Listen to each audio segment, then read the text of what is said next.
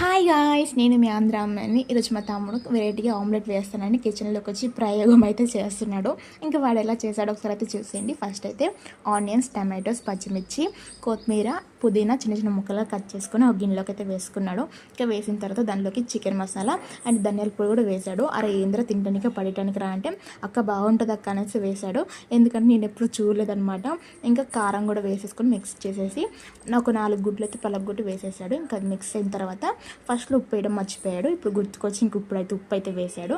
ఇంకా వేసి మిక్స్ చేసేసిన తర్వాత స్టవ్ వెలిగించి స్టవ్ మీద ప్యాన్ పెట్టేసి ఇంకా ప్యాన్లో ఆయిల్ వేసి అంతా స్ప్రెడ్ చేసిన తర్వాత దాంట్లోకి అయితే ఇంకా ఆమ్లెట్ లాగా అయితే వేసేసాడు. ఇంకా మూత పెట్టేసి ఒక 2 మినిట్స్ కుక్ చేసాడు అనమాట.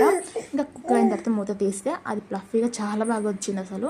ఇంకా చూసానికి అంత బాగుందో కదా. ఇంకా బ్యాక్ సైడ్ కూడా కాల్చుకున్నామంట. ఆమ్లెట్ రెడీ అయిపోతుంది. ఇంకా ఎలా ఉంటుందేమో అనుకొని తిన్నామన్నమాట. టేస్ట్ అయితే అదిరిపోయింది అసలు. మీరు ఆమ్లెట్ ఎలా వేసుకుంటారో కామెంట్ చేయండి.